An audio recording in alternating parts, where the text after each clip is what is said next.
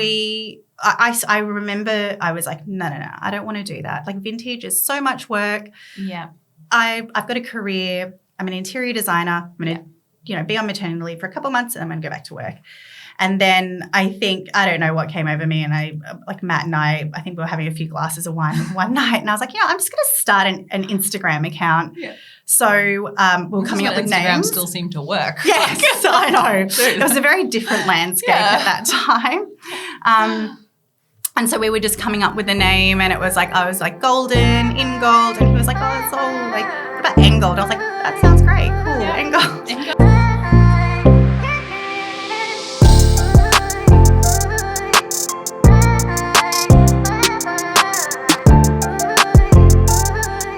Welcome to Truth on a Pedestal, a podcast solely dedicated to talking about how businesses are started and how brands are built. Hi, I'm Justine Malone, founder and director at Malone Co Studio. Today sitting here with Steffanie Ball, the founder and creative director kind of a bit of all of it, of Engold Studios. Thank you so much for your time today. Absolutely love your work and really interested and keen to hear your story and how you got to where you are. Thank you so much for having me. It's such a pleasure being here and really excited. Cool.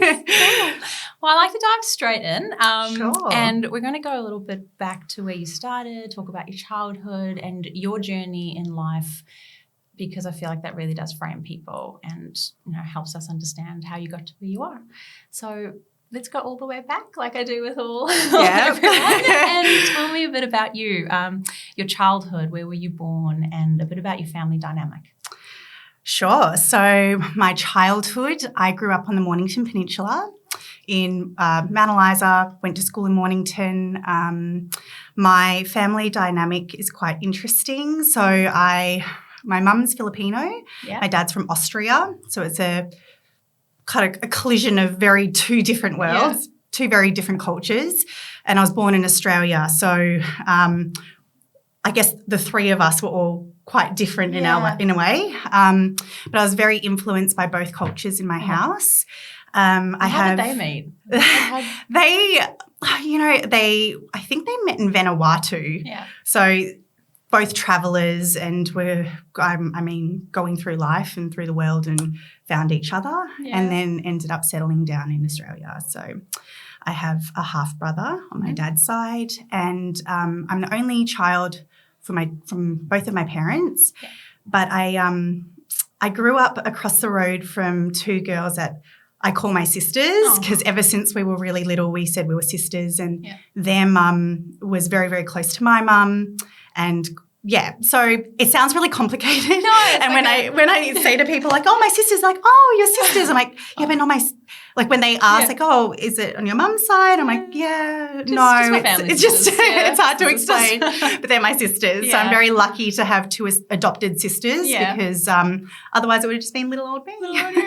Oh, that's nice. I like different family dynamics also bring in different cultures and experiences, because that family would have been different to yours. So And so what was it like growing up on the Mornington Peninsula? Because it's now I can imagine it, but I'm not sure how old you are. I'm not even going to ask. But I'm 34. There you go. 30 years ago, Mornington Peninsula. It's a really wholesome place to grow up. Yeah. I spent a lot of time walking my dog down the beach, and I think that and with my sisters riding our bikes through the neighbourhood, I just feel like you don't see kids doing that these days. Like our parents will be out working, and we were, going through our neighbourhoods, and so in that respect, it was very, very wholesome. Yeah.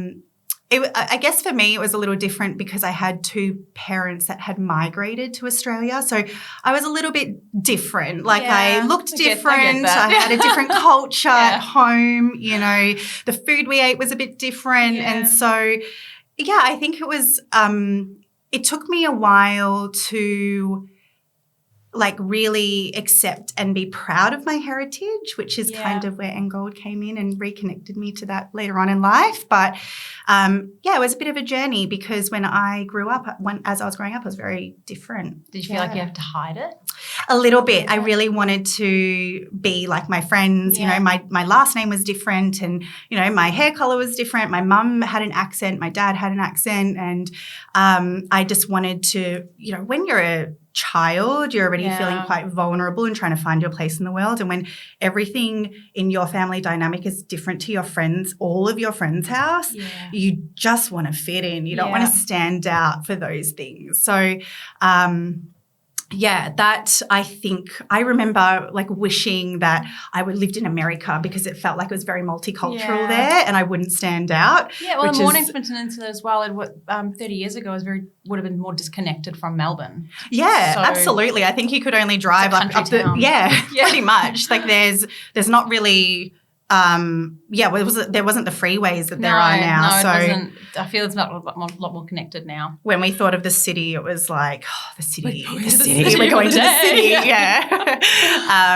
Because we, after school, I remember wearing my bathing suit under the uniform and we'd all go like jump down at Mornington Pier after school and there's definitely nice memories of that. And then there was also that other side of it of like not really knowing. I think everyone has that feeling of not knowing where you fit for your own personal reasons. I've met some people that are like just cruise through because everything was just it's simple. Yeah. I don't want to say anything bad, but it was, that they grew up in the same neighborhood, for both families from the same country, their grandparents from the same country. So it's not that cultural shift because I came from South Africa to New Zealand to Australia and my maiden name is Bezuidenhout. So that cultural shift of trying to fit in, even though like my hair color was the same, but the way I was brought up was completely different. It's a cultural difference. And your parents, from Malaysia and Austria, the way they would have brought you up, which is, I'm assuming, is the way they were brought up, which is a different culture. Like the rules, did you find that was? I think that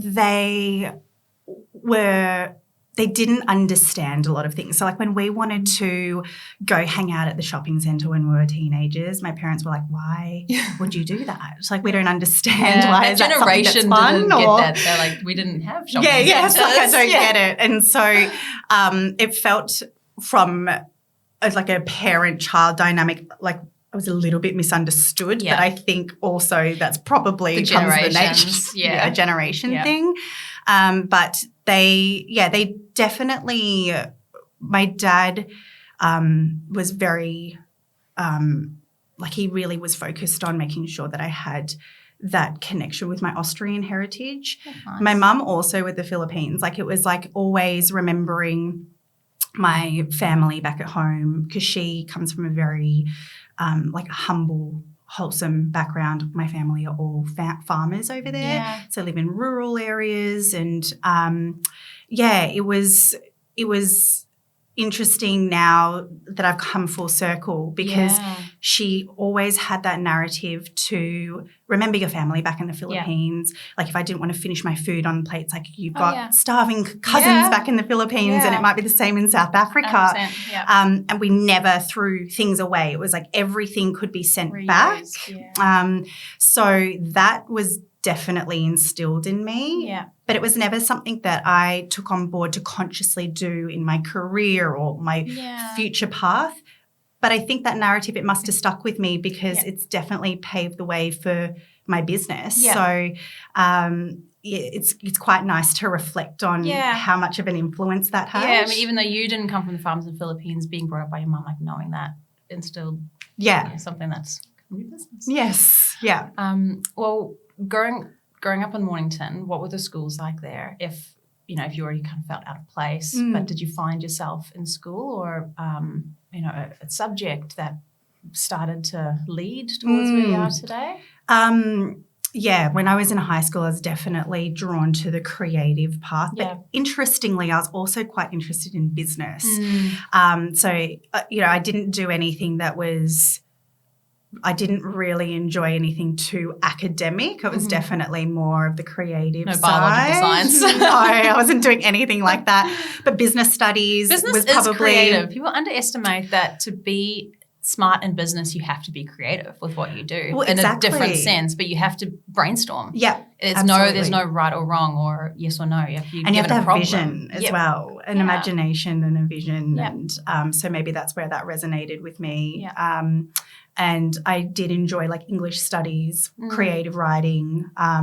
So I think all of those subjects kind of played a part. Yeah. Like now I can kind of pull on all of those studies. Yeah. But later years in high school, I was definitely that kid that was spending my lunchtime in the art room and, doing photography. And I definitely was more on the creative spending side. All your lunchtimes in the dark room and after school. Yeah, and I had a boyfriend who was older and he was out of high school, so I was kind of like, I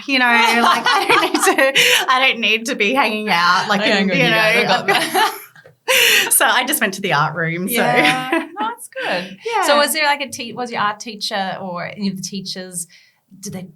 Did we help you out or really help push you? Actually, interestingly, when I was in high school, I learnt about my auntie who is on my dad's side, who lived in America in Los Angeles. Her name was Jean Farrow, and she was a really well-known female photographer. I know that name. Oh, really? Yeah. I'm like, why Jean Farrow. She's a photographer. So she actually passed away a few years ago. But I was very much inspired by her because my parents and my immediate family, they weren't really creative in the sense that I was. Yeah.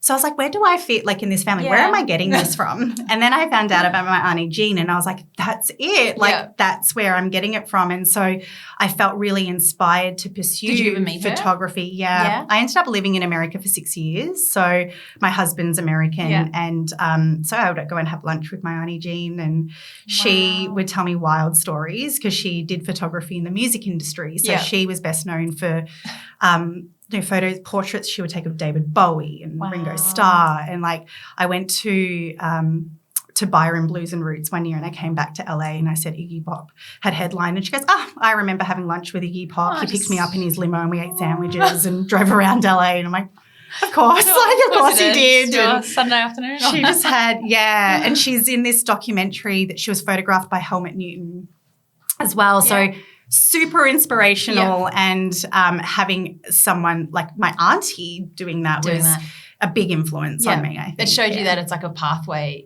that, she followed her passion in a pathway. Like you can do it too. Yes. Yeah. And she came up in a time where there wasn't many female photographers. So she started out modeling. She was beautiful. And she really found her stride behind the camera. So she started taking self-portraits. That was she was big doing a little thing, bit. like, was it, I'm assuming like 80s, 90s? Yes. Started? Yeah. The self-portraits as photographers seem to be, I'm trying to remember the photographer's name. Oh my gosh, the guy who did the canned soup. Oh, Andy Warhol. Andy Warhol. I know him. Yeah. And he would do the self-portraits. There's another one like Raphael something Dominican. Very, very old. With these like self-portraits. So when I was studying photography, it was like always like, they started with self-portraits. And and that's what my Auntie Jean did. So I know, completely Google and stalk her because I like the minute you said the name, I was like, I know her. Yeah, I know. That's so interesting. I love that. So you can imagine in high school I was studying photography. I had this auntie who was in America and I hadn't met her, but she was, this amazing photographer. And so that was my influence, I think, to really see that there's a path in that and there's something to really embrace and celebrate when you have that creative gene. Yeah. And so I think that was my influence. Yeah. So you found that out. So then when you went on to after high school, what did you do to pursue your creativity? After high school, I dabbled in so many different things, and I think about it now, and it's really interesting that you say like you go back because your path paves a way to who you are now. And I think of my earlier years, and I used to kind of get down that I never really found my place, and I was always like trying this. I dabbled in fashion. I did wardrobe styling for many years. I, studied marketing. I studied tourism management. I mean, I just didn't know where to go. Tourism management. That's an interesting my mum was kind of like, I could see you managing a hotel. And I was like, sure, okay, well, I'll try it. It was like 6 months in. I was like, this is not for me. But now all of those things I learned, I kind of like pull on all of them. Maybe not hotel management, but like. Well, hotel management would have a lot of stresses and a lot of things going on. And you may have pulled in that to manage all the things going on in your business. There was like a little bit of economics involved in that. And so, which was so dry, I hated it. But it's important. Some of it sticks and you do remember, even if it's just terminology and language. And then when you start to hear what's happening in the world with the economics and you can at a very high level maybe understand what's happening. And then it triggers to your business decision going, you know what, I know this is going to be happening in the next 18 months. Is this the right decision for my business? But if you didn't understand it, you might make the wrong decision. So absolutely. Yeah. So immediately out of high school, I moved to St Kilda, which was really exciting. And what year was that in? 2005. Yeah. St Kilda was fun back then. St Kilda was fun. Yeah. I was working at a Gloria Jeans, studying and just being 18 and having fun. And I travelled through Europe. No one moves out of home at 18 anymore. I just definitely didn't have the stresses of figuring it out. And I think I gave myself a lot of that time to just have fun. Good. And then I went into wardrobe styling. So how did you fall into that? I started studying at RMIT, doing textiles development, which again is quite interesting because now with Yuli, I remember being in a lab coat and learning about textiles and the different yarns and applications and how it affects the cottons or whatever fibers you're working with and the different types of fibers. It was not a career path for me, but it played a part to ultimately now having a towel brand. So it's quite interesting how like all of those little things kind of end up making sense later. So I was studying that, but just being a very visual person and enjoying photography, I wanted to be involved in that world a little bit. So I spent many years working for free as a stylist assistant. Building up your portfolio. Yeah, exactly. I was a stylist assistant for a wardrobe stylist named Franco Schiffoliti for a couple of years. And I learned a lot. Yeah. And I ended up doing wardrobe management for Spring Fashion Festival, which was my first paid gig, and I think I was way too young and way too green for it because it was a lot. And I just wanted to have fun. I think that it was a really great opportunity too early. Okay, so you didn't, when you were that young, did you not know how great an opportunity it was? You were just like, I did, but I think that I wasn't ready for it because it was a lot of responsibility, and I think Franco thought that I'd be really great for it because I was a good assistant, but then to manage. Like there was multiple, it was for Maya runways. It was all the runways they did during Spring Fashion Festival because they did runways in the Maya windows on Burke Street. Yeah. And then I styled a couple of those runways as well. So there was too many logistics for you at that time. There was a lot of moving parts and I was, 19? Yeah, super young. Did you mess up? No, there wasn't anything you kind of scraped through? I kind of pulled through and then I was like, okay, I'm good. So I took a break for a while. Kind of get a reality check of, that was way too much. That was too took real. On too much. Sorry, everyone. Pretty much. Sometimes you can't fake it until you make it. Sometimes you trip up and you have when to be you're honest. young and you're green. So I ended up moving to Sydney and I was there for 1 year. And it's quite funny because I made this little plan for myself. I was like, I'm going to go to Sydney. I'm going to live there for 1 year and then I want to go and study in America. Yeah. And exactly 1 year after being in Sydney, I went to America, but not to study because I met my husband. So it was I ended up sticking to that path, but going for a completely different reason. And I definitely didn't think I was going to meet my husband at 20, but I did. So why did you go? What was it? So you went over there and then met him, or you met him and then went together? I met Matt living in Bondi. Okay. So he was a professional skateboarder for 10 years. That's so cool. And he was on tour in Sydney and I had just been in India at the International Yoga Festival and I came home early and my best friend was meant to be in Bali and she postponed her trips. We were like, amazing. We weren't meant to see each other for like a month. Yeah. So we went to the Beach Road Hotel in Bondi and I was there with my girlfriends and we told our friends to wait. We're just going to go to the bar and get another drink. And on our way to the bar, we bumped into all these American skateboarders. Yeah. And my best friend who was with me ended up marrying one of the guys, one of Matt's teammates. So we actually both met our husbands at the exact same moment. So they're both professional skateboarders. Yeah. Yeah. Obviously Matt doesn't do that now, but yeah. So you could still do a couple of trips. And it was just a whirlwind. We knew each other for like 2 days and he was like, we should get married. And I was like, yeah, great, we should get married. Oh my God. I love that. Yeah. So it was only a couple of days and I think when you're both as crazy as each other to do something that spontaneous, you're like, okay, well, that's your first round of like, there's a connection there because you're just both as spontaneous as each other. Nothing wrong can go at all. I think it's just being young and dumb. Like you just didn't think that it was going to be a long-term thing. You're like, this is going to be something fun. Yeah.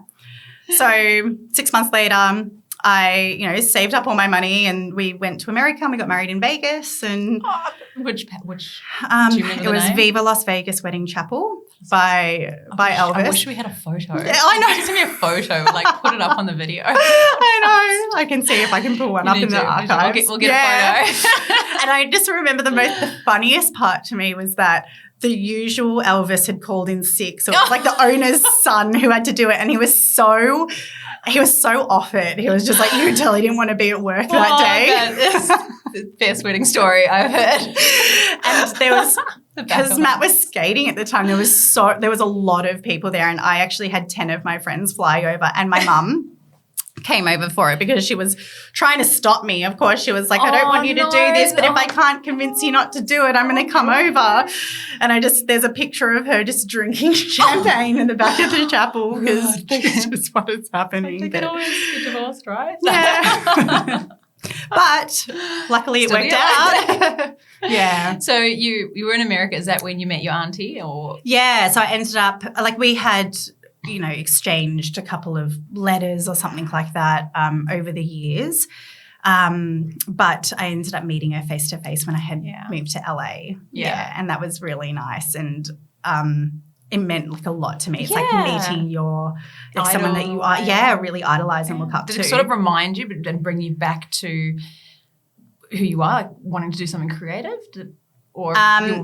Yes, I think that. Yes, because at the time when I was living in LA, I was working at a bar and then I managed a restaurant and then I ended up going back to wardrobe styling again. In America? So in America. And how did you get into wardrobe styling in America? So how do you even get into that? It was a lot of collaboration at the beginning because my portfolio really was all the work that I had done here. I had worked on publicity shots for Neighbours. Like they don't know what that is in LA. That doesn't really mean anything, or Herald Sun or anything like that. Yeah. So I really had to start all over again, which was fine because a lot of the work was outdated because I had a bit of a gap in between anyway. Yeah. So I had met some amazing photographers over there and we just did collaboration shoots and submitted to magazines and built up our portpolios that way. Yeah, that happens a lot. So you're starting and getting into the industry, you can collaborate with photographers, get hair and makeup people. There's just work together for free. Yes. Sometimes you got to do it. You got to build up a portfolio to showcase your work and prove what you can do. Yeah. Rather than waiting for an opportunity, just make the opportunity. It doesn't happen in that kind of industry. I don't think someone's going to find you off the street and think, hey, I'm going to give you an opportunity. You seem like you're going to be a great stylist. So you have to prove yourself and say, I've got it in me. I know I do. And there's so many other people who are also in the same boat. They need the portfolio too. Amazing makeup, and I'm sitting here with no talent to do it on. And models want to get a portfolio and photographers want to get, Just gotta And reach out. fortunately, there is a lot of that in LA. Like Yes. there is a lot of people going to LA just wanting to make it. something. So And there's so much talent out there that's hidden. Yes. That doesn't get Yeah. there. it was hard work. Like I Yeah. think that I worked harder in LA than I did in Melbourne, because in Melbourne bigger. it's LA. I mean, you just get lost in LA. Yeah. But in Melbourne, it was much easier to get really great connections Yeah. and really great Melbourne's networking. a lot and smaller than what we give it credit Yeah. for. Oh, Everybody yeah. knows everybody. And especially within an industry. within it's- industry. Yeah. And if you do a good job, people hear about it. Yeah. And they know. So Yeah. Yeah. Whereas, on the flip side of that, when you're in LA, you've really got to work hard to. And I didn't get to that point because I had done a number of years of building my portfolio and then ended up moving back to Australia. but then you So- had an LA portfolio. I or did, Melbourne. but I think No. I was at that point where I was like, I can't start all over again. I've gone all full circle. Yeah. This isn't for me. Like clearly it's not sticking. So what's the next thing? Yeah. And like when I was in America and doing all that free work, I was doing, recruitment and working in retail and the bread and butter work Yes. to pay the passion. I was like, where is it going to stick? I know Okay. that I can do something really great, Yeah. but I just don't know where it needs to be channeled. Yeah. So I ended up coming back to Australia, and Matt was actually the one that said, you seem like you would be really good at interior design. yeah. And I had never even considered it. And I was like, Yeah. oh, you know what, I actually think I would be interested in doing that. So I was 26 and I decided to go back to uni. Yeah. And I put together, and it was great. I had experience doing a portfolio. I slapped something together. My younger sister quickly taught me how to use InDesign, and I just quickly put a portfolio together. I ended up getting in, and it was a lot more technical than I realized. So we were learning AutoCAD and drawing floor plans, and I thought it was going to be like styling, like we were just going to make rooms pretty, but I absolutely thrived and loved it. I loved AutoCAD. I loved doing that technical side. Yeah. So like really thinking about the big picture. And I think there is, when you think interior design, people sometimes might think, what couch are you having? What cushions? You're like, you pull it back to you're working with the builders. Yes. And you're looking at, like, Ollie, you tell it. I'm not going to say what it is, but explain to me what, or the audience. Yes. Like really the guts of interior design. Like, what do you learn? Yeah, I think this is like the common misconception with interior design, because there's an interior stylist, and there's an interior designer, and then there's an architect. Yes. And an interior designer is kind of like the glue in between those two. So you're definitely working with spatial design and construction within the four walls of what an architect would design. So you do, there's a little bit of an overlap, but it's not just cosmetic things that you're choosing or specifying. So there's definitely a technical aspect. And I think that there's like a little bit of frustration in the industry where there's sometimes a little bit of a discredit as to what an interior designer can do, because you spend all this time learning how to do a construction floor plan. And if you say to the common person, I'm an interior designer, they may think that it is just choosing a couch or some furniture finishes. Yeah, like prettying up the room that the architect's built. So what is the line between where the architect stops and you come in? Because some architects, they might think about the material that they're building with. But I think then so do you. So. Yeah, the architects definitely go into a very much deeper technical material construction level, but also do exterior, roofing, what's inside the roof. And we don't, like interior designers don't touch anything like that. Put that together, and then they have plans for the builders.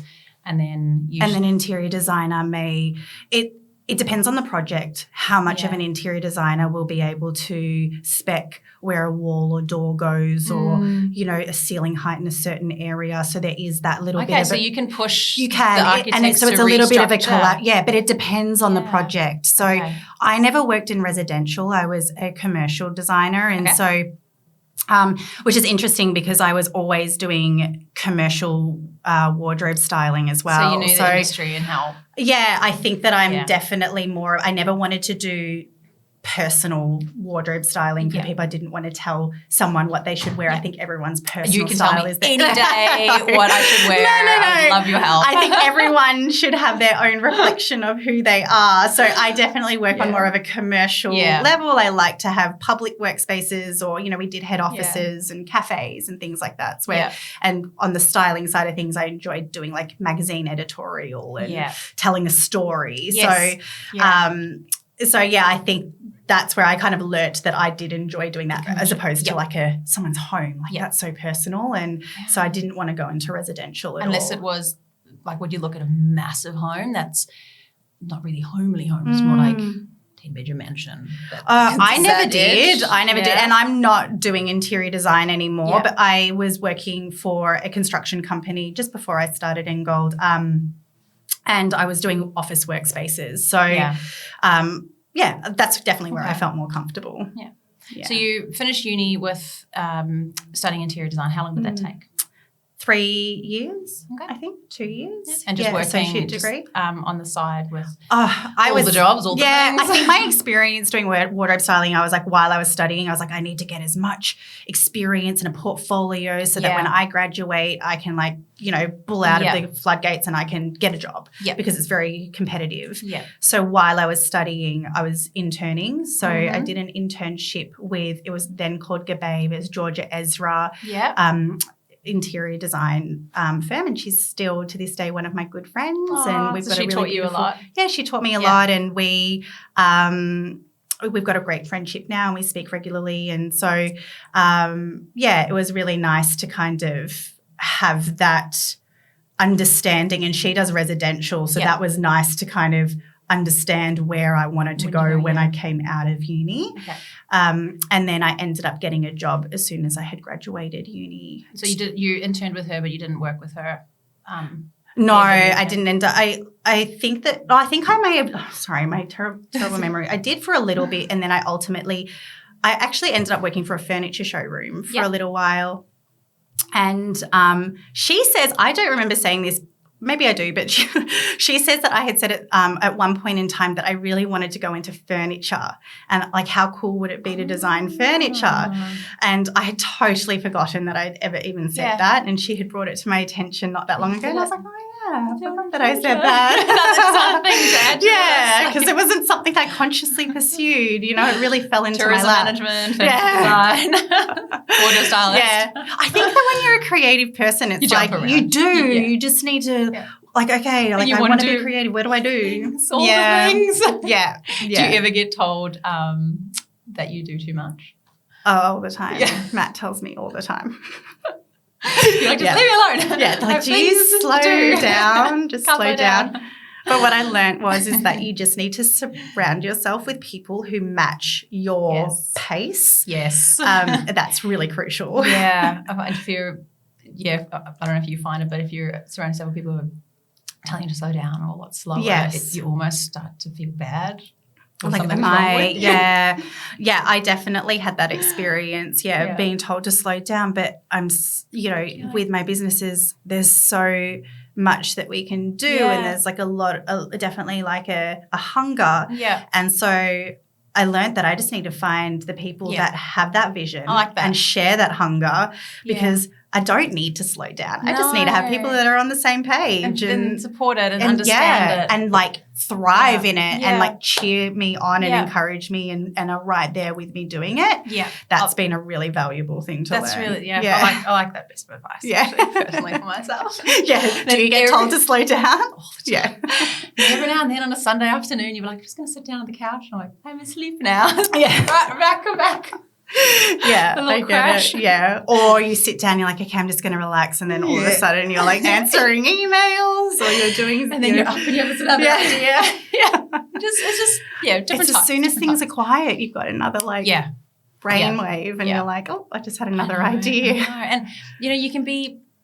There's two types of tired that I think. It's like mental tiredness and then physical tiredness, but they sort of help fuel each other. So you can be physically tired, but if you're mentally have enough sleep or you're mentally good, you can keep going, and then vice versa. So I think some people see us like you're so busy and they get tired looking, or they might think we're physically exhausted. It's like, no, it's different. Yes, they're separated. absolutely. Yeah. Because if sleep, yeah, you can just keep going. The wine's essential. Yeah, and then a matcha to pick me back up. I know. Yeah, yeah, another one.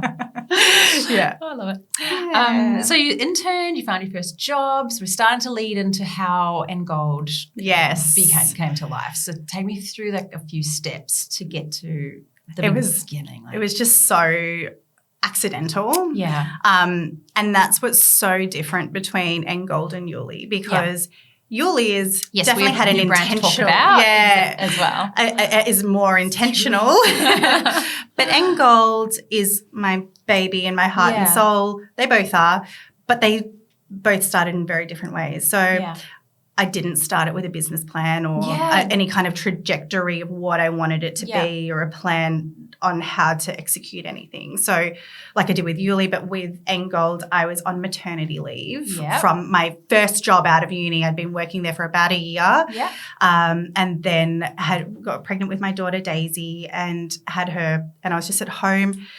And you're a busy mind, so there's a lot of space. You get it. Thinking. So most people may think or advise to slow down when you have your first child. It is definitely a shock to the system, that first baby, as you know. Like it's a big of an adjustment.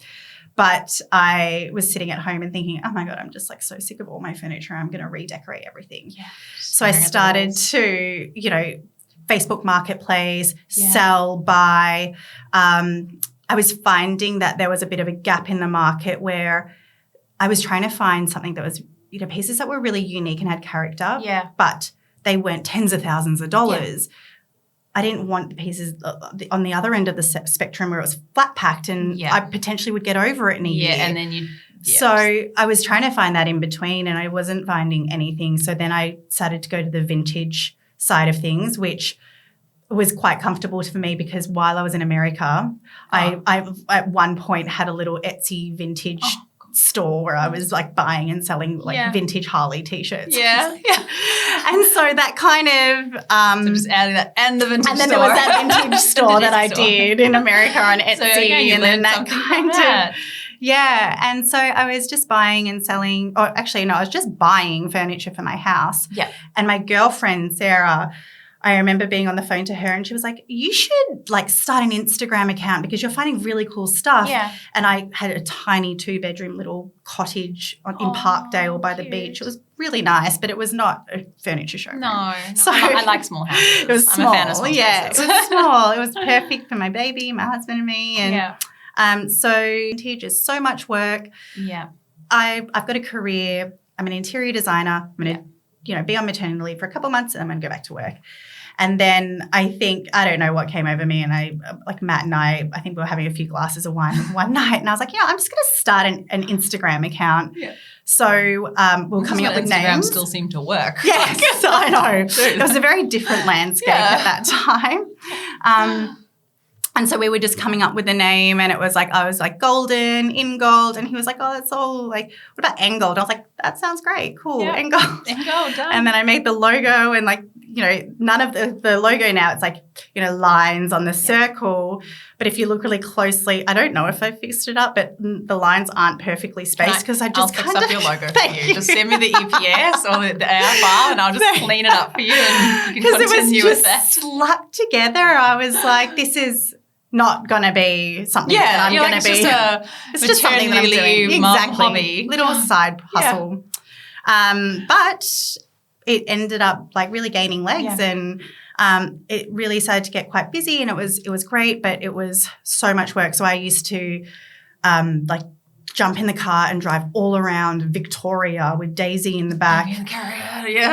Getting like marble coffee tables and I mean I've moved around marble like you did not need to join a gym. Got it. And then I used to have to like take all the furniture out of my living room, style a little like space, take photos, then eventually put everything back in. So it was like one of those situations where, the picture, it looks all like clean and neat, but what was outside of that frame was like a couch on its side and it was just crazy. And so but it's so raw. It's like just you, baby, going around Melbourne picking up. I love that. Yeah, and Matt was working full-time in the city. And he used what to did catch, he do after? So he was working for Harley Davidson, Of actually. course he was.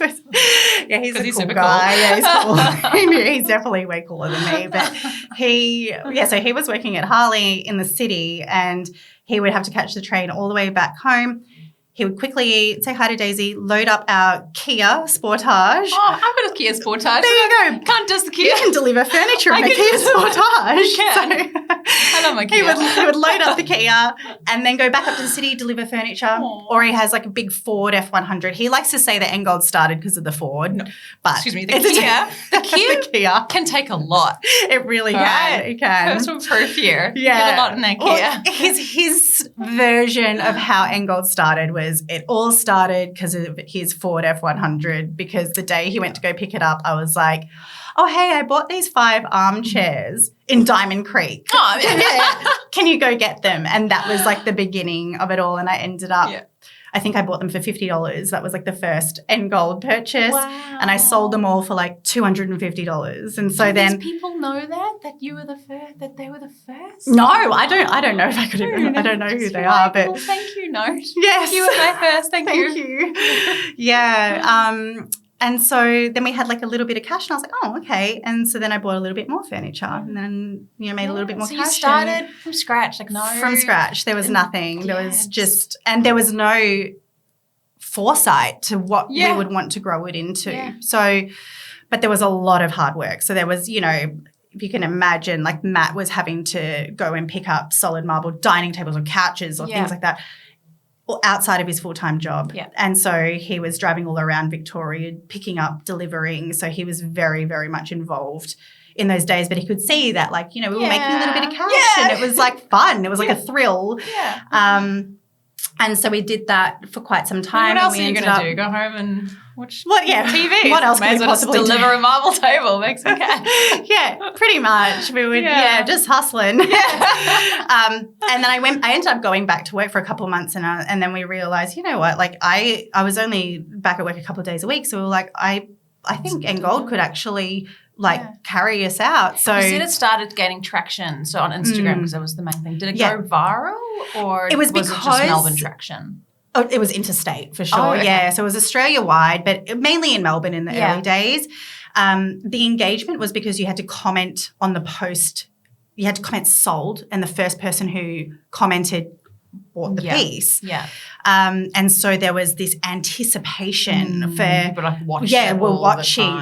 And what we were finding was that I was like uploading products, randomly. And so I found that I was attending to inquiries like around the clock. Yeah. And because we had Daisy, Matt was like, how about you do timed drops and you limit them to 2 a week? So you do Tuesday and Thursday at 7 p.m. and that's what you tell everyone, and that's when they know you're going to upload product. Yeah. So then the days in between, you can be a mum or you can shoot, and you've got a more organised it's so easy schedule. You're a mum, baby. It's very easy to get pulled into work. It was a bit chaotic, and I was comfortable in the chaotic space, but Matt kind of brought it back in and was like, you could do this better.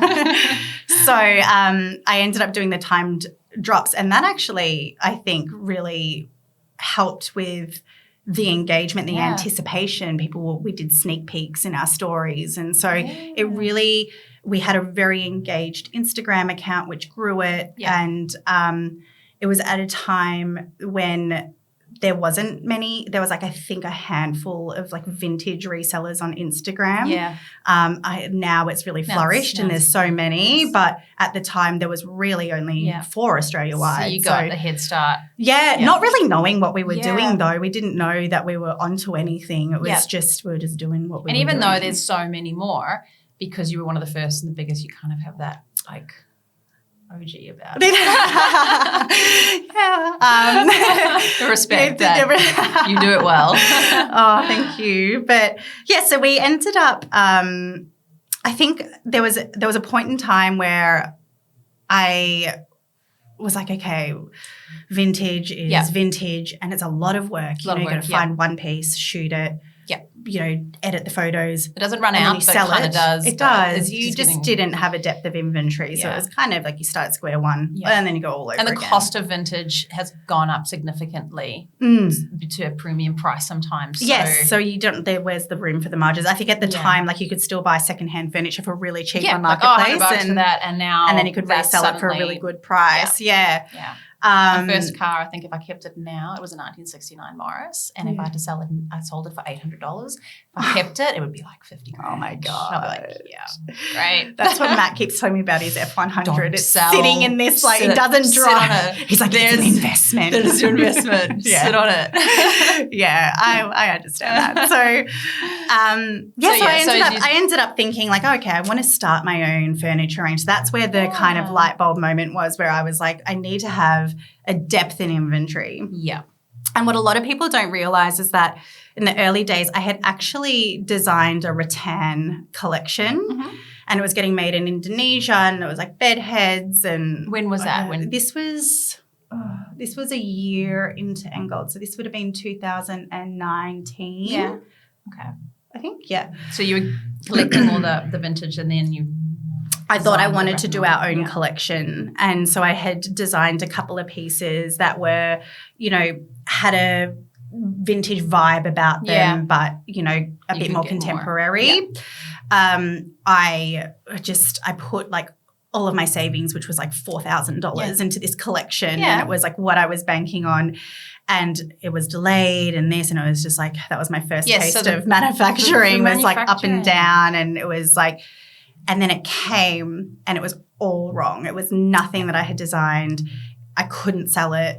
And so that collection never saw the light of day. No, not many people know that. So you lost your savings, the production. I ended up getting most of it back because it was wrong. And so the manufacturer. How do they get it wrong? Like they use all the wrong materials. I'm not really sure, but I think, there was a lot of greenness from me as well, just putting too much trust and I think leaving too much detail to be interpreted. So it was a big lesson. At the time, I think I was standing in that like container yard, and I just remember like looking away and like wiping away tears, and then being like, okay. You would have been so excited to see it. You're like, this is it. This is my first. And my stepdad was with me because I felt like I wasn't confident enough to take it on my own. So I needed that like backup, and so tip, when going to production with people overseas, like be on top of everything. Get a sample. Get a sample. Materials. Yeah. Yes. Always get a sample. Check the contracts. Make sure that after the sign, you've approved the sample. Yeah. Contract, signing. Yeah. Yeah. Absolutely. Every single step. Absolutely. Like, leave no trust in. Don't be too hasty. Like I'm such I need it yesterday kind of person. And if you rush production and factories, nothing, you can say go straight into production, but you don't really know what you're going to be getting. Yeah. So, and if it takes another year. Yes. It is what it is. Yeah, that was a big lesson in the early days. So it was okay. I kind of went home, I regrouped, and I thought, okay, so if I'm not going to do this, what am I going to do? And I had this idea about. After seeing that, you're like, I'm not going down that road. I'm done. I don't want to do it. Yeah. I was so, just burnt. So, and I also felt like, rattan, I'm kind of seeing it everywhere. And I think if I'm going to. It was very big you said about this was about 4 years ago? Yeah, it was very big. Very big. When I had started it, I don't think it was as big as it ended up being. But in that time, because it was such a long time period that went in between, by that time I was like, this might be a blessing in disguise because I'm going to release this it's going to be in Target. Exactly. It was already. I wouldn't be doing anything new. Like it's mass. It's everywhere everywhere. So it was a blessing in disguise, and a lot of lessons came out of it. So I can look at that experience and go, cool. That was meant to happen. And at least it was only $4,000 and not $40,000. Like absolutely, yes. And we were able to get most of it back and move on. So. I had this other idea about marble plinths, because marble plinths you couldn't, like at the time you could not find them anywhere. Yeah. And I had bought some from an auction house, and I had already had this idea of having like a little bit of a showroom for my vintage pieces. Yeah. And I thought, I'm going to have these plinths for the rest of my life. And I bid so much money for them, but I was like, these are the plinths that I'm always going to have. And so after the rattan debacle, I thought, the reason why I wanted these marble plinths so much is because you can't find them. Yeah. I wanted to look within Australia. So I remember calling so many stonemasons in Melbourne. Yeah. Everyone was like, what's a plinth? I don't know. I don't know if we can help you. Bench tops. Yeah, bench tops. And they were like, we don't know. You're like, this is a good thing. So went to the next, went to Sydney, went to Brisbane. I went around Australia because at that time I was already kind of transporting my vintage pieces. So I had, freight partners and things like that. So I branched out. Literally everyone was – the only ones that were on board were really, really expensive. Yeah. It was like thousands of dollars for a plinth. And I was like, I can't sell this. So I was feeling really discouraged, and I felt like this wasn't going to – maybe marble plinths aren't around for a reason. Yeah. Because they're really expensive. Yeah, it's got to be a chip away. I mean – yeah. And so I actually went to somebody's house to pick up a vintage stone table, and I was talking to the lady, and she said that her husband had made it and he's a stonemason. And I said, oh, my God, like what's his details? Yeah. And she goes, you can look them up online, but they don't have a good website or anything. You might just have to call them.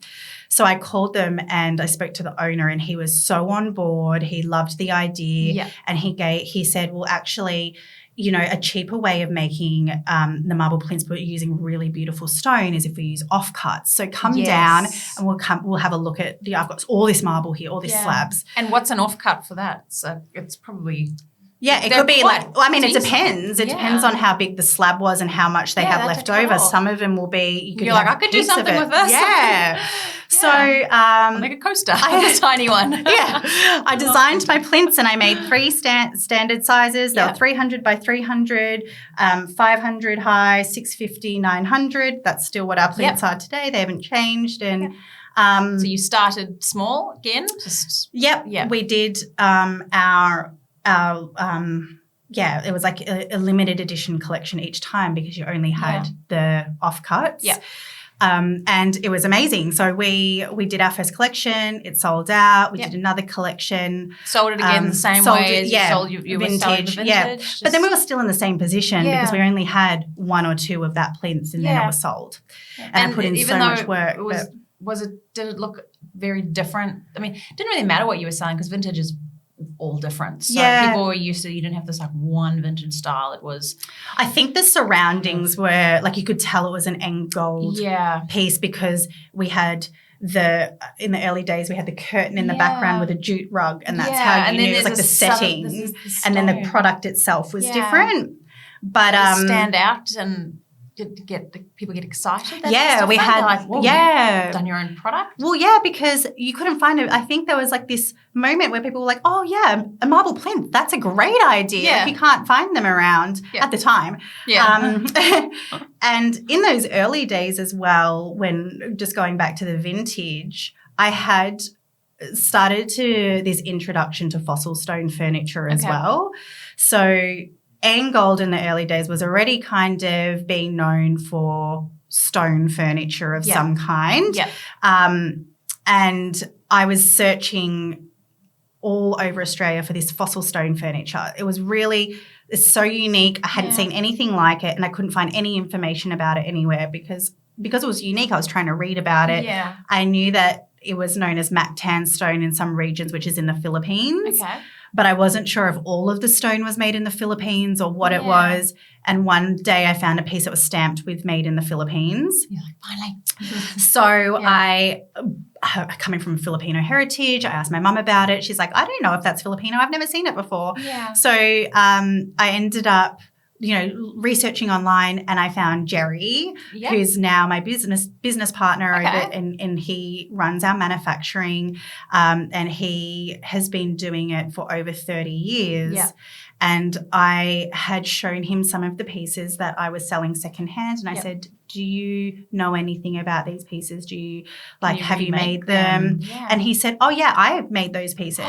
Really? I made those pieces. Yeah. Oh He's like, but I made them, 15, 30 years ago. We don't make them anymore. So I was like, oh, my God, do you have the designs? Who owns the designs? Are we able to make them? Like, who was the original designer? I was, I definitely was interested in making them, but wanted to make sure that we're man that made these. This is amazing.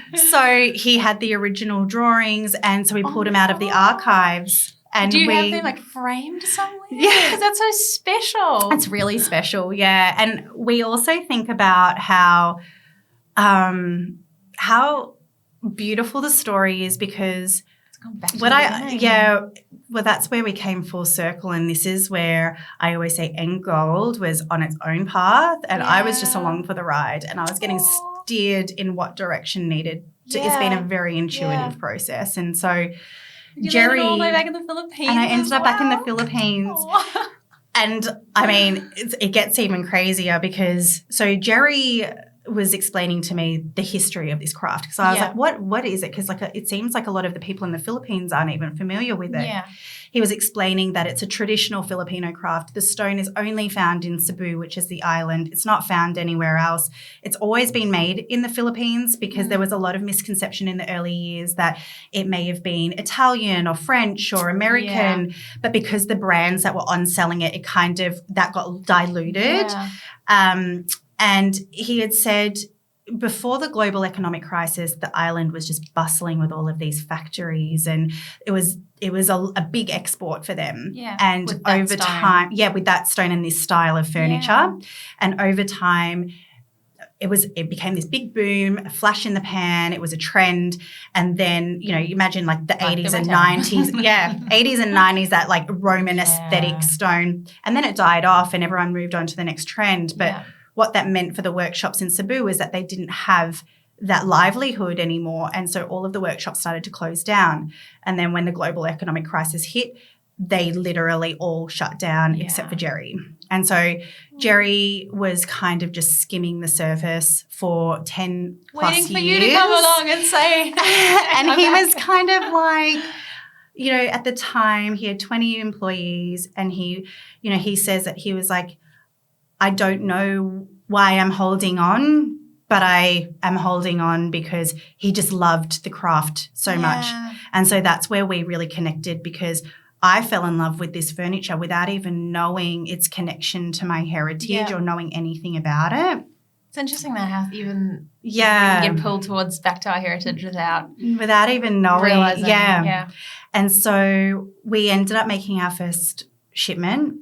I put it online, and it sold out in an hour. The whole container. How big was it? It was a 20-foot container. Yeah. But it sold out in an hour, and I was like, okay, there's something here. Yeah. And I just remember emailing Jerry, and I was like, sold out in capital letters, and so it was a big celebration. So you look at staff and be like, you can all keep your jobs. We're all good. Yeah, we're good.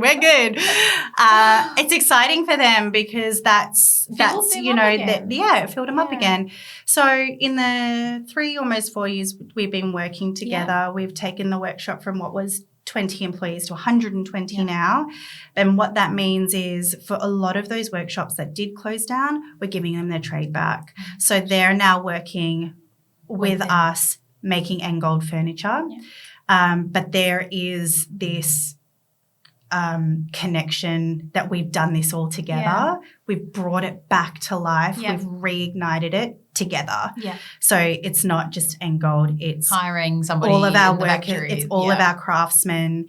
And we're doing it a little bit differently this time, because for the first time it's proudly represented as a Filipino craft. Yeah. And, as I was learning about how it wasn't something that was really openly promoted, that it was made in the Philippines, I thought, but, this is a traditional Filipino craft. We need to celebrate that. Yeah. So that's where our mission with End Gold, it shifted. Yeah. And there became this mission that reconnected me with my heritage. And, all of those years where I wasn't sure, where do I fit? I'm not full Filipino. I'm not Austrian. I'm not Australian.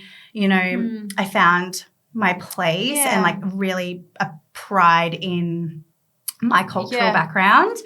And the wildest thing is that I went to the Philippines, to Cebu, a little while back, and when the plane was coming down, I was really emotional and I was like crying. Matt's like, "Are you crying right now?" I was like, "I'm just so happy to be here. I don't know why I feel emotional." And I was saying to Matt every morning, I was waking up in Cebu and I was like, I don't know what it is, but I feel like my heart is home. And I've never felt like this anywhere, but I really feel like my heart is home. And I was saying that to Jerry and he goes, "Yeah, I'm observing you and the way you are with all of our craftsmen and our workers." And he goes, "It's like you're from here." And he's like, "You're really one with everyone." And he's like, "You never know, maybe your ancestors are from here." So a couple of months ago, I did a ancestry test for my DNA. Yeah. And so all my family is from a region called Luzon. And that's all we've known, that's where we're from. But when I did the ancestry test, we found out that I'm actually from the Cebu region. Wow. And my family had been part of this ancestry group that migrated from that region up to Luzon between I think it was like 1700s and 1970s. It was a really big window. So my mum didn't even know that. So when Jerry said your ancestors, like maybe you got ancestors from here, I actually do. So that was like, we were like, wow, that's weird. Like hair, standing up. That connection was there, and I didn't even realize. Like my heart really was home. So it's not just a business. It's I love that. It's not just here's a business idea and a product. It's been very it's like quite soulful. Yeah. And I think that's what we want our customers to feel. Like our pieces are made from hand, from start to finish. We really believe you can feel the heart and soul of our craftsmen in each piece. They're irregular. They're not perfect. There's dips, there's holes. It's got character because literally human hands have made it. And they've made, it's crafted out of stone tiles, and each tile is sculpted to fit that place perfectly, and they do that over and over again. So each piece is completely bespoke and completely unique. And so the respect that Matt and I and my whole team have for this furniture is just at the core of who we are and what your brand is and what our brand is, and representing this craft, like not just within Australia but globally, has become our mission, but to support our region. So just a few months ago, Jerry, myself, my mum, my cousin, and Matt, we started a non-profit foundation so that we can have a direct avenue to support the regions where our pieces are made. So, in the Stone Quarry region, there's a school and there's children and they need clean drinking water. And I'm thinking when I'm there, like, how can we, like, there's charities, there's heaps, but how can we help them? Yeah. How can we show our appreciation for the region where we get our stone from, from the region where our workers. How do you give back? How do we give back? Yeah. So that's what the Haraya Foundation really was at the cause of, the root of everything. Making beautiful interiors is fun, and it is definitely inspiring to be in a beautiful space and see these pieces really shine. But what really is at the core of it is there's a story. People making it. And there's a real story behind your brand. And when we go back there are, we are crying and hugging, and I have my own family working in the workshops now. Like my cousin is there making our pieces, and so there's a real connection. When Jerry comes here with his son, they stay in my house. We're a family. We eat together, we drink together, and so it's one big family. And the bigger mission is to represent this craft to the rest of the world and really celebrate the hands that make it. So, it's good. It's good to know a brand that has such a full circle story that's soulful, and it means that like the heart behind your brand will always be there as well. And I think it helps to have, that voice in my head from my mum growing up that was like, remember the Philippines, remember your family, you've got a good life here, but you've got cousins back over there that need support. But in 4 years, you went from I'm at home with my baby. What am I going to do this factory and schools, foundation, it's incredible. Yeah, thank you. Fast. That's a lot in 4 years. It is so much. It feels like, I think, COVID, it became like this like a melting pot for like a year or so. It was like a fast track to where we are now. It definitely happened very quickly, but thankfully, Matt and I are very agile and we're quick to make decisions and move at a fast pace. So it's funny because our brand is very much about slow interiors, but on the back end of it, it's like, whoa, we're running. It is. So with that much growth, you said that Jerry's your business partner. There's a lot of logistics in that. Having him as a business partner with the factories over there, does that make it a lot easier with shipping, you already had your freight systems happening within Australia. Yeah. But how do you kind of jump to that sort of big international? Well, freight, let me tell you, with freight stone? Is a thing. Wow. It is a thing and a half. Like it is. And I remember in the early days, I was like, oh my God, like 80% of my job is logistics because you have to find someone who is going to respect your pieces. It doesn't matter how good your packaging is. Yeah. When the delivery person, and you have to provide a white glove delivery where they can set it up, otherwise it's an expensive piece. Exactly. And you're trying to get something from Melbourne to Cairns, or you're trying to get something from Melbourne to Perth and get it there in one piece, and there's many moving parts. Yeah. So we went through a lot of expensive lessons, and luckily we had a lot of customers that were very understanding, and I think that that's the biggest obstacle with starting a brand like this. There's a lot of expensive lessons to be learned, and when you're dealing with like bespoke, beautiful, handcrafted pieces and you see them broken because someone's dropped it, like in that moment you're like, do you know how long that took to make and how much work went into that? And that was so that was a really a big lesson. And you're never going to have zero damages. It's going to happen, but we had to get it under control. So yes, within Australia, huge burst of growth. We needed to get our furniture out with someone.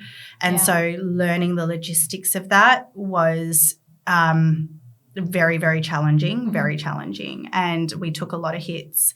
But thankfully we're here and we're good. But we kind of came out of I think like that 2020, 2021 period being like, 2021, we're in 23 now. So 22 even was, 2022 was this last was crazy. year, everything's so catch up year. So we got Australia pretty good, and now I've got a really great logistics team and a warehouse team, and we brought all of our warehousing in-house because we gave 3PL a shot, which I don't recommend for people who have large, bulky, fragile items. Okay, that's good to know. It does work for some people. Like I know other businesses that may have building materials. It works for them, but it can be palletized. For our particular product, it was it's not a good idea. You really need to have control over your freight network. You need to keep that control. So we had to bring it all back in, set up our own warehouse, staff it, get forklifts, pallet racking, the whole bang. Logistics happening. And now we have our own team, and it's really good. But for a lot of businesses starting out, that's not the situation that you can be in, and you try different things and see if it sticks. So unfortunately, it's expensive, but you've got to try take those risks sometimes. But so then now this year we're in a comfortable place with all of that. It was a journey. Is everything kind of running smoothly now? We've got an amazing team, and 2023 at the beginning brought a lot of so much change. We basically had a whole new team. We had a whole new freight network, a whole new warehouse. Everything was brand new. So even though we had been a business that had already been around for 3 years, it was like resetting all your systems. Pretty much. I kind of use the analogy that we thought we were building the foundations of a company back then, but we were just like a seed that was sprouting, and we've literally just broken ground, and now we're sprouting. So it took 3 years of doing vintage, doing limited edition prints, finding Jerry, making our first collection, figuring out freight, hiring the people that worked for us then also a product that took off. Like, and being agile with the growth and hearing your customers and understanding the feedback. This year was pivotal, and we're in such an amazing place with our team. We've got incredible people. We're such an amazing family. We've got logistics managers that are there to support the freight network. And so now we're finally ready to start looking international. So, and now that things are kind of opening up logistically, you're ready. Wow. So we've started doing international wholesale now, and we've got a couple of clients overseas. So with Jerry being my business partner, it kind of looks like, we would export directly from the Philippines to those countries.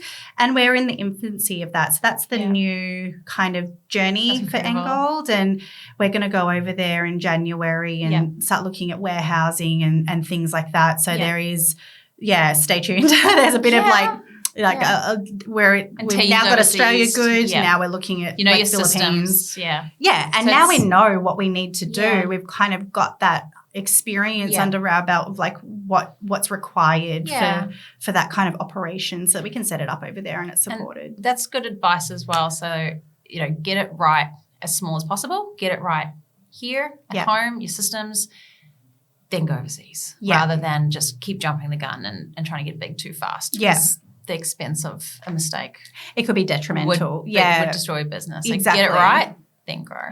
I have so many more questions about On Gold. But I do also want to, so Engold. So I say On Gold, which is. I know, it's okay. Everyone does it. Yeah. And I say Engold. We get a mixed bag. So we even have people who are, new to come work on our team, and they'll be answering the phone. They'll say On Gold, and then the next person will say Engold. I kind of like that it's vague. So it's like the accent. It can be whatever you like. But now that Engold it's smooth running, you've got you're not running it all on your own anymore. You've got a team, a business partner. Yeah. So now you've had some time to come up with Yuli, which I'm really excited about. Yay.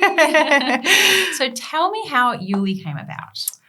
So Yuli. What is Yuli? Tell me what Yuli is. Yuli is I'll let you open it up. It's a luxury towel brand. Face it to the camera. Yuli is a luxury towel brand. Actually, the towels are a heavyweight towel with 100% organic, super high quality cotton that has a very soft spun yarn. The combination of those three things have created a very luxurious towel that I was looking for. So I was looking for it. I wanted it. Anyone who knows me, I've always loved towels. So at Christmas time, usually if there was a set of towels, it was gifted by me. I always did towels and a hand soap or something. That was my go-to. So a couple of years ago, I just couldn't find I guess the standard of towel that I was really, really looking for. So I had this idea, but Engold's super busy. I didn't have time. So every now and then I'd get a little a spark of motivation, and I would look for a manufacturer, and I looked in so many different countries and just tinker around at it. And I was getting roadblocks and this and that, and then I just thought I would just move on and focus on Engold again. But one day, I don't know. I knew. So the thing is I was just trusting the process. I knew it would come to me. It'll come when it's ready. Is when it's ready. When it's ready. When you're ready. Yes. And when the idea comes, I knew everything was going to fall into place. And when you're at your busiest. It always comes when you're at your busiest. You're like, I'm ready, but I'm too. And then you just have to make it happen. You are 100% right. It came to me in March or April, and that was that time when we had to get a whole new warehouse. We had to get all of our operations set up. We had a whole new team, brand new team, managers. So all this stuff was going on with Engold. Concentrate on Engold. But I was like, oh my God, I've got it. Yuli. And then did you have people saying, just wait, don't do it yet? We have other stuff. Did you have any pullback or? No, not from Matt. Matt is he always knows you by he's then. there. He was He's like, for it. "Oh, I think the team that we had at the time were probably like, please no more. But then we ended up having, you know, people come on board that were like, yes, like I can take, like I'm here for it. Yeah. So that was that lesson where you just need to find the people that match your energy and see your vision, and they're not afraid of the busy times. And that's what we got. So we spent the year developing it. So it was about 2 years in total that it came into fruition. But there you go. So 2 years. Again, 2 years to develop product. You're not the only one who said that. Really? It takes up for about 2 years to start a product to develop it. Yeah. But the creative process is what's, I feel like, that big boom. Yeah. And then it's everything else that takes production, really slow. the testing, the samples, the approval. You got to get like dip samples for the colour colours, the colour, you know. So we started out with I found this incredible manufacturer in Turkey, and I was like, this is the idea. I want the most premium grade cotton you can get, like the most if there's anything above it, then I want what's above it. Like I want the most premium cotton. I don't care how much it costs. I want that premium. one. Yeah. So he like broke it down into like cars, and he was like, okay, if it's a Porsche, this is the GT3 and this is the Carrera. And I was like, I kind of think I understand what you're saying. My dad used to like have Porsches, but I was like, okay, I think the GT3 is like the best one. I don't know. But so we chose the best possible yarn that we could get, and then it was like, you know, the heaviest weight 800 GSM, and you know, what's the most thickest, plushest towel you can have. So we got our dry yourself and just like hold yourself, and it hugs you, and you know, and it feels like, you know, I think the whole idea behind it was, I'm a busy mum, you're a busy mum.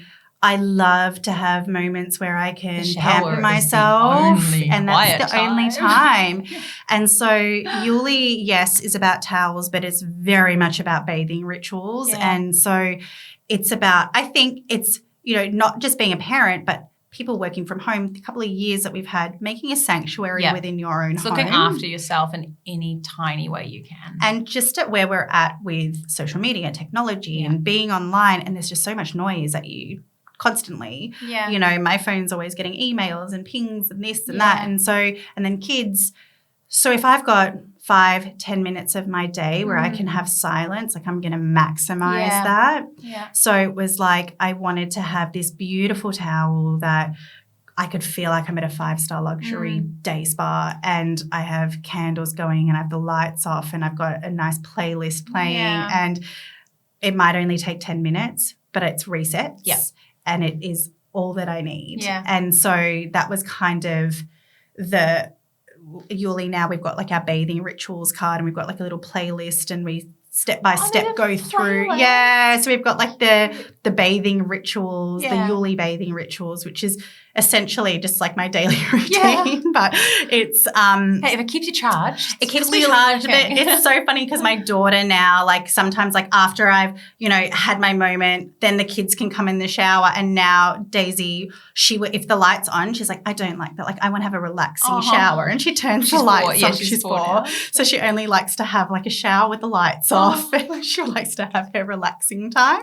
And you have a 2-year-old. And I have a 2-year-old son, Wiley, who I had in the thick of it as well in 2020. Thank you. Yeah, like Daisy and Wiley, with very American names, which gets from Dad. So, so Yuli started about a bit different from Engold because it was an idea, and then I created the branding, and I came up with the name, which was my auntie's name, and you know, I was exploring like bathing rituals, like in Japan, where, you know, people would bathe with an intention for centuries, and the hammams in Turkey, like you would carve out hours out of your week to just bathe. Wow. You know, and we don't do that anymore. No, and so it was shower in and out, like quickly jump. Yeah, do go back into the busy life. I'm gonna have a bath tonight. Yeah, I'm gonna set some candles if you can. Otherwise, you know, 10 minutes is all you need. Yeah. So.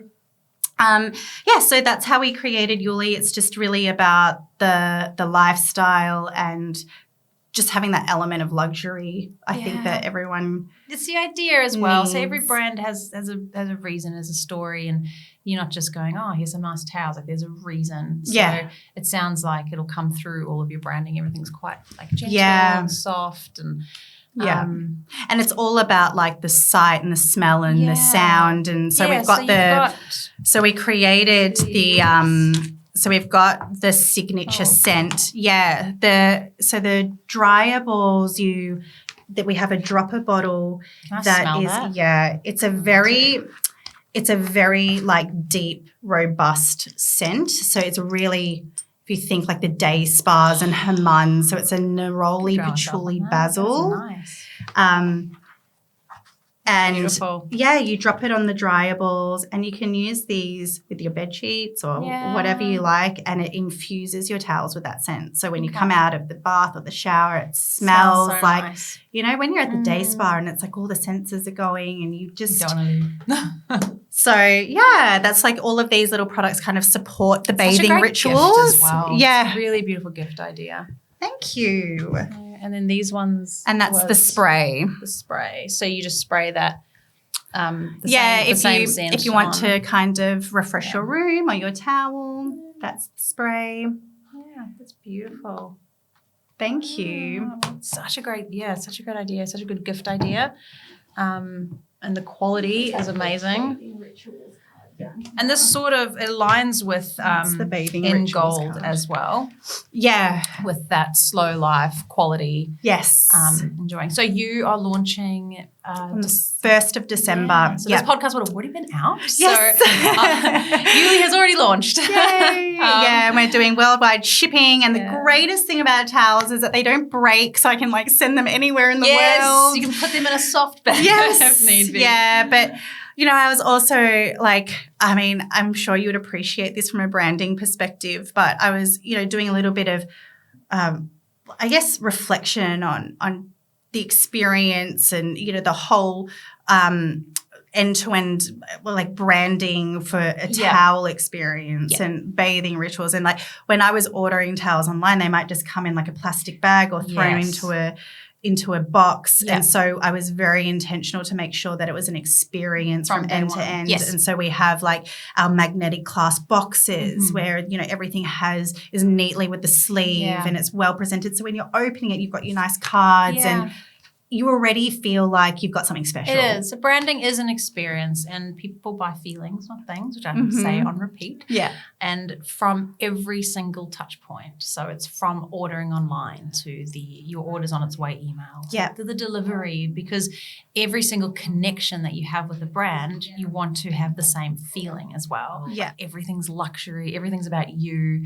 And you don't want to like throw a spanner in the works and just suddenly send them some it's like, paper bag. It's like, so that's it. You built me up and you told me it was going to be this experience for my life. And this is it. So, and you don't have that like personal, we're online. So they're not going to walk into a store where you can like personally give them their goods. So I think there has to be an emphasis on that arrival and the unboxing. Absolutely. I appreciate all of those things. Yeah. So for luxury brands, every single aspect. So I'll talk about it a little bit. The tags. So we've got like really thick tags with embossed in them. And then, they are held together not just by any string, but it's thought out black string. And that's just the tag itself is beautiful and luxurious. Like, when I get tags, I'm like, I don't want to throw it away. There's nothing I can do with it, but I think because I just love paper and design. And I do that too, and then the tag sits on my dresser for so long, and then after a few weeks, I'm like, okay, you can go. I appreciated you. I need some time before I can let you go. With you. It's ridiculous. I get it. Ridiculous. I love that. We're crazy. Yeah. And then, with the cards that come in with it says calm your senses, but even the photography, that's stunning. Yeah. That is absolutely beautiful. We, my team and I flew down to Tasmania. Like, it was like, I had this vision for the branding and I was like, I need like a wabi-sabi house. And we were looking, like, obviously we didn't want to have to fly to Tasmania to do a photo shoot. So we're like looking locally and looking like Sydney, like somewhere that we could, that was relatively close. And I was like, no, I'm like not going to compromise on this. No. It might be crazy because it was not just Tasmania. It's like Bay of Fires, so Launceston, then the 3-hour drive. Yeah. So my EA, my photographer, and I did this trek for this one photo shoot. Oh, and you actually got to trek. Oh, that's a dream photography job. Like going up a trek up to this location. Trek as in our car. Trek in our car. Okay. I actually would love to trek to a location that no car can get to and then do it. It is a little bit like that. It's quite remote, but it's a beautiful house, and it was just it was perfect. Like there was not a bad angle or corner. It was like lighting. We got so much. And that was natural lighting? Yep, all natural lighting, and the model was exactly what we were looking for, and she happened to be like the only model we could get in Tasmania. So it was like everything kind of came together, and she wasn't from Tasmania. She had just moved down there. So it really came together, and the vision came like to angel life. That kind of was like little Yuli angel, Yuli angel that helps you with your brand. I'm really looking forward to seeing the rest of the content from there. Thank you. When you launch, which you have launched at the moment. Yes, we've already launched. It's been super successful. Great. And so Yuli, I'm assuming the brand will slowly build on like you've started with the senses and the towels, so you see it growing over time. Yeah, I mean, the core of the brand's always going to be the towels, but, perhaps it goes into dressing gowns. Perhaps it goes into skincare. I don't know. Like these do dressing gowns. Yes. Actually, a lot of people have said that. It's in the works. Like we're definitely working on that for our next collection. So, I will be a Yuli fan. Yeah. I am a Yuli fan. Thank you. Wow. I am just going to quickly check that we have covered everything because we've had such a great chat. I know. There was a lot there. It's like the most beautiful story. I think we've covered all the main things. Yeah. But now I just want to know a lot of new young business owners will be listening to you, or just people that admire your brand that may not have heard your story, but what advice do you have to, there's a couple like demographics, but to the mums on maternity leave that are sitting there with an idea? I think that an idea, for me personally, it hasn't been a push to try and, I want to be a business owner and what can I do? It's very much about this organic, like fruition. Sorry, let me start that again. It's like this organic idea that comes to you. It almost, even like with Yuli, I knew I want to start a towel brand, but I trusted the process. It'll come to me when it comes. Yeah. So I feel like, a successful business will come from the gut and the heart, and just to be patient with it and let it come to you. Because when it's meant to happen is when it will happen. You just got to trust that process. Yeah. So it's very hard for a lot of us to kind of be patient and if you're pushing against the grain, it will be something that's quite unnatural. And I think that comes across, and, that customers will feel that, or, you'll hit roadblocks because it's not a natural process. When it's organic, you don't need to think about it. It just flows. Yeah. So, I feel like there was a reason behind you went down the pathway to Jerry, and then that's when it kind of boomed. So it was kind of, we say it was like we were waiting for each other, which is really beautiful. And now to think that we're like, we call each other family. Like sisters. Exactly. Family can come in all sorts of forms and, might not be blood, but it is the heart and soul still there and the connections there. I think that's my main piece of advice. But because sometimes we all want to do something and there's a crazy idea, but if it doesn't happen, you keep pushing, you can kind of feel bad that you missed it. But if it comes naturally, it's meant to be. Yeah. And, you'll feel like it's natural because you won't feel like you're working for it. It'll feel like you want to do it and you're excited and you're invigorated by it. And yes, you might have kids, or yes, you might be studying, and yes, you might have a juggle or a full-time job or whatever the things we all have in our busy lifestyles. But if you're onto the right path, you won't even think twice about having to, do it. So you'll find the time. And what advice would you have for business owners that they're running their businesses? Yeah. And they're in the thick of it. So like where you were at 2-3 years. Yeah, I think we're still there for sure. We're still there. I don't think it stops, right? Because you keep wanting. Well, you're always in the middle of something. Yeah. I think the biggest lesson that I've had this year is the main portions of your business that are or everything's important, but like if you're selling a product or if you're, having to use freight networks, keep control of that and keep it close to you. Okay. Don't let go of that. Don't put too much trust in someone else when it's your business, because no one's going to care as much as you. Everyone. No one's going to care as much as you. Yeah. Like they're just not. Like unless they get something out of it. Yeah. And so I think that's a big lesson for me. And then just finding your people that match your vision and your energy. That is my most favourite thing that you've said today is find the people that match your energy and like match you. Yeah. I think one of the I get a lot of feedback from people that come into our office now is like what's quite amazing and stands out is that everyone in our gallery office and in our logistics team, they're so invested in our mission and they see it and they love it and it motivates them, and they feel inspired by our whole other team in the Philippines, because it's not just us here. There's 20 of us here. Yeah. There's 120 over there. And so we very much think of them as a part of our company. And so we really make sure that's at the forefront of everyone's mind. And if they appreciate it and they see the vision, they're there for it and they're going to match your energy and drive you forward as well. Yeah. So not pull you down. Not pull you down. No. I love it. And I have just no words can describe. I just loved speaking with you today. Your story has touched me on so many levels, and I really hope it's touched some of the listeners as well. Thank you so much. I'm really excited me. for Yuli and the growth of In Gold going international. Maybe in a few years we'll interview you again and see how that all went. We'll see. Yeah. So hopefully it's a happy story. Again, Steffanie Ball.